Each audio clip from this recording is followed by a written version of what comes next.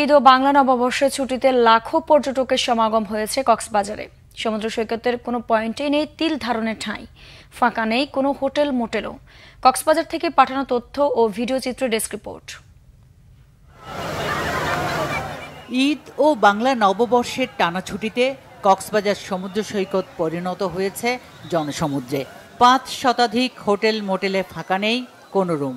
সৈকতের কলাতলি, সুগন্ধা এবং লাবণী পয়েন্ট পর্যটকের পদচারণায় মুখর।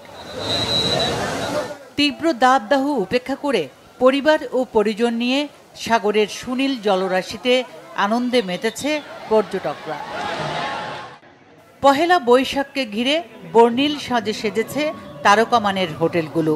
নানান অনুষ্ঠান ও মুখরোচক খাবারের আয়োজন করেছে হোটেল কর্তৃপক্ষ।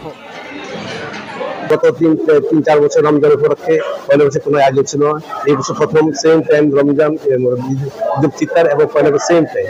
বাট খুবই সারাপূর্ণ আমাদের হোটেল ফুল, পর্যটকের ছাড়া খুবই বেশি।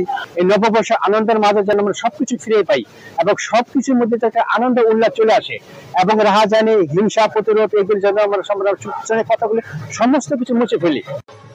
আগত পর্যটকদের সার্বিক নিরাপত্তায় নেওয়া হয়েছে কঠোর ব্যবস্থা।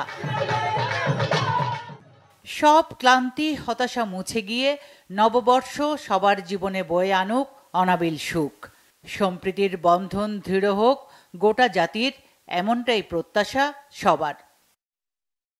Bangla vision news desk.